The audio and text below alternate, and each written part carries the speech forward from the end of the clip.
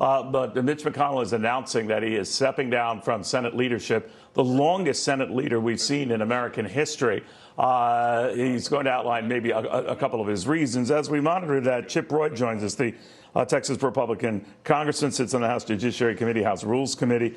Congressman, this was a little unplanned ahead of my having a chance to talk to you. What do you make of what's happening on the other side in the Senate right now, Mitch McConnell stepping down in November from leadership? Yeah, well, good afternoon, Neil. And like, as you know, I spent some time in the Senate as Chief of Staff to Ted Cruz, as a lawyer on the Senate Judiciary Committee for John Cornyn. So I know the Senate very well. And, when someone's announcing their retirement, you want to wish them well. He spent a lifetime in public service. I've had some strong disagreements with the Republican leader in the Senate, even just yesterday, going down to the White House and telling Mike Johnson, the Speaker of the House, that he needs to stop worrying about the border and just focus on Ukraine and focus on foreign aid. I mean, there are a lot of differences of opinion I've had with what I would call the uniparty in this town. You know that, and we've talked about it. And I think Mitch McConnell kind of represented that. Give him credit where credit is due, pushing back on Merrick Garland, buying time for us to try to make sure that we got someone there. I mean, as you've seen Merrick Garland unfolding at the Department of Justice, he would have been an epic disaster at the United States Supreme Court. So I'm grateful that we've been able to, we were able to give President Trump the ability to put someone in there that needed to be on the court. But at the end of the day, I think it's time for us to move on.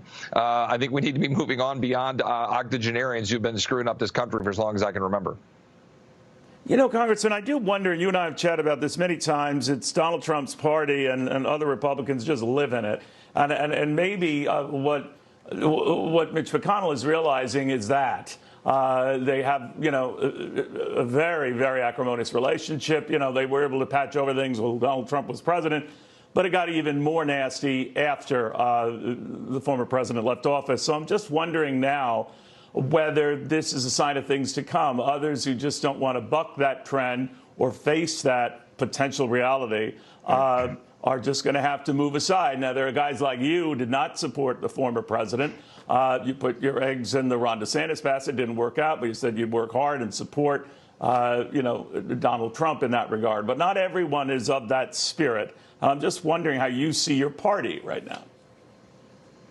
Well, right now we have radical progressive Democrats who are trying to reshape and remake America. Wide open borders, where we just saw this young woman, this 22-year-old nursing student in Athens, Georgia, who got killed by a Venezuelan who was released under parole in violation of laws that is endangering our people. We saw what just happened with the 2-year-old in Washington, D.C., another Venezuelan released illegally under parole. We saw what happened with the individual in Louisiana, I think a minor who was raped by an illegal from Honduras. Like, this is all as a product of a radical progressive Democrat machine that wants to destroy our country, spend us into oblivion, undermine our energy freedom, make us beholden to China, destroy our ability to produce American energy. So we need an actual opposition to that. And look, credit where credit is due.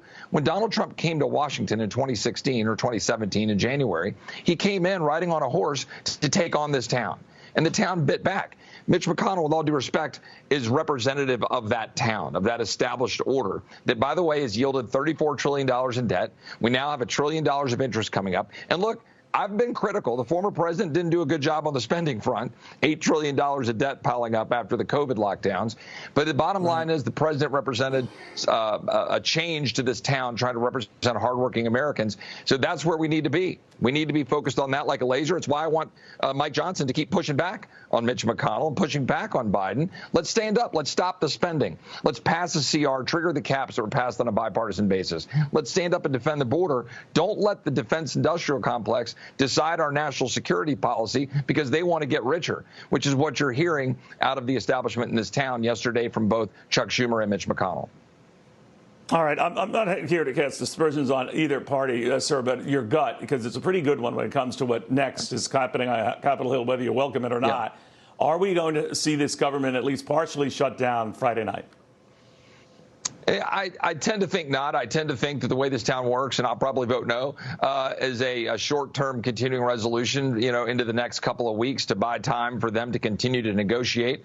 They're negotiating a product that I don't think is worth negotiation. It will bust the cap, spend money we don't have, and it'll fund the very entities that are undermining us right now. It'll fund the NGOs, fund the open borders regime that's killing our country. It'll fund these radical energy policies and EV mandates that are piling up EVs on the lots of automobile dealers while, decimating the internal combustion engine and driving up the price of goods. You and I both know that our spending problem is driving up inflation. The fact that we have this high regulatory state, we're destroying the economic engine of this country by piling on regulations that's driving up inflation from that perspective as well. I'm reading reports yesterday of the possibility of stagflation. So we need to change. We need to change the direction. I hope we won't do that. I think there'll be a CR to buy 2 weeks, which I think we shouldn't do that. I think we should pass a CR through September, which triggers the caps, force everybody to the table to do what every American business and family has to do. Make a choice. Got it. Congressman will watch closely. I'm sorry with all this breaking news, but I thought I'd pick your fine brain on that, and much appreciate having you on. Chip Roy on all these developments. So if you go ahead, finish that thought.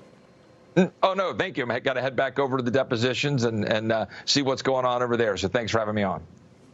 Good. Please do. Thank you, Congressman. In the meantime,